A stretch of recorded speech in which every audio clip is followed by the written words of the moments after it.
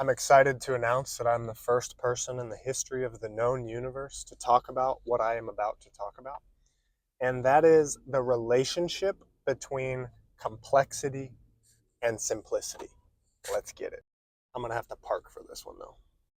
Complexity and simplicity are codependent on one another. They exist cyclically and reciprocally without, no, there is no without, because any any amount of complexity that exists can be dialed down to a simplest version. Every simple thing in the world can be expanded into something extremely complex. And I think about this a lot at work because I'm responsible for a lot of training and writing a lot of SOPs for things, documentation, step-by-step processes. And I get caught in the, you want it to be simple and you want it to be easy to follow, but you don't want it to be overly complex. You don't need to make what's really a 3-step process. You don't need to say, sit down at your computer, log in, open the internet, type in this, type in your username. When in reality, it's like the whole process is log in and then click 2 things in the software and it's done, whatever the example is. But I've expanded this a little bit into complexity and simplicity work like breath. It is ultimately an inhalation, exhalation. And then I arrived at a point that said the seasons of your life, the phases and the things that you go through are no different than a breath. But what part of the breath is the complex part and what part of the breath is the simple part? My first inclination is to say that the inhale is pretty complex. The exhale, that's it. That's all I'm doing. But on an inhale, your body immediately has to take all of the oxygen to the places it needs to go. It's putting all of that in the system. And I would sit here and say that the way our body, do you digest? Do you use oxygen? Do you apply oxygen? Anyway, to me, how our body would use that oxygen and distribute the distribution of oxygen is extremely complex because your blood needs it. Well, I'm not a doctor. And then to me, an exhale is just a push. It is not that hard at all to push a lightweight door, like a swinging door. You can push it and it's easy. That to me is so simple. But so it's kind of a intake, a lot of like input, a lot of download is complex. And when you're in those parts of life that are complex, it seems so chaotic. And you probably get to a point where you want nothing more than for it to stop. That probably shows you that you're in a complex, or let's call it this, you are in a season of complexity, and that's okay. This chapter probably has a lot of new content for you, and you need it. You need all of that because I don't know if I'm going to be able to say this right.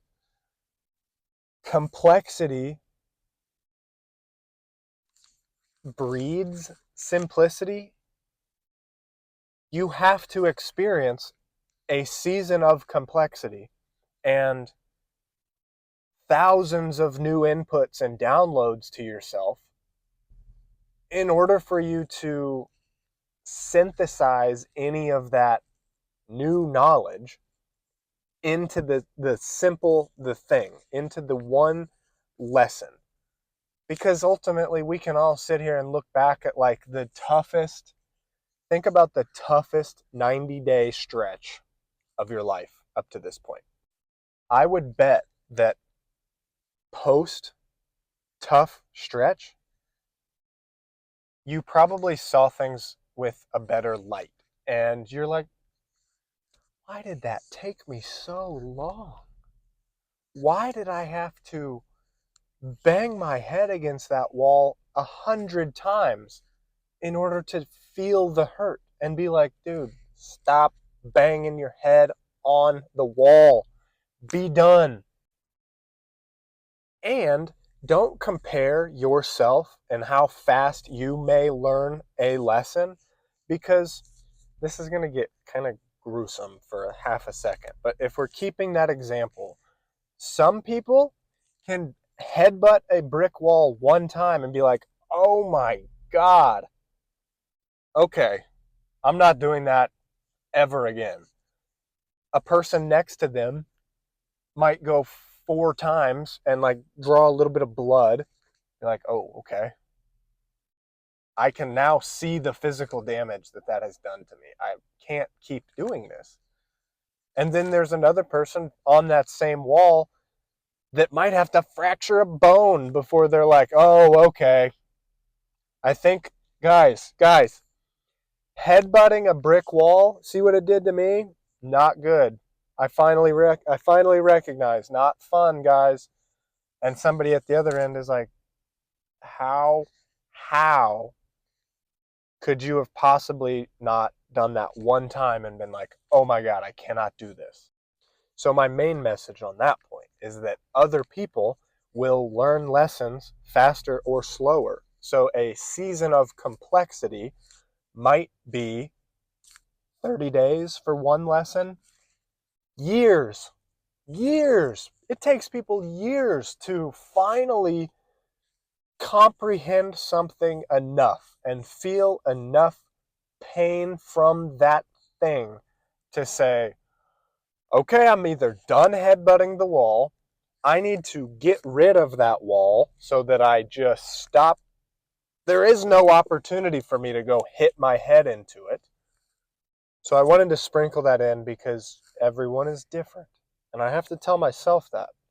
I look at friends and strangers, influencers, and watch them learning, watching them have a skill that I don't have, or watching them be in a situation that I'm not in. And it's easy to sit there and get frustrated about it, but they're a different student, dude. Let's change examples to something more polite. Picture a math teacher. They could be explaining the basic arithmetic. 2 plus 2. Okay, I have 2 right here and 2 right here. How many are there altogether? 4. Good job, good job. Somebody's going to understand addition by addition, and the kid sitting next to them is going to understand addition by subtraction, right? If I have 4, look, there's 4 total things here. If I remove 2 of those, how many am I left with? 2. If I were to put those back in, am I back up to a total of 4? Yes, you are. This is the same concept that people are I'm going to learn something by fire, and I'm going to learn something else by watching someone else get burned by it and be like, whoa, I remember that time my best friend burnt himself on that stove. I'm not going to touch that stove. Sometimes you're like, is it that hot though? I know he didn't like it, but oh, yep, that was hot. That was hot. And now I'm right back into is it one touch? Is it boom? Is it hold my hand there for a long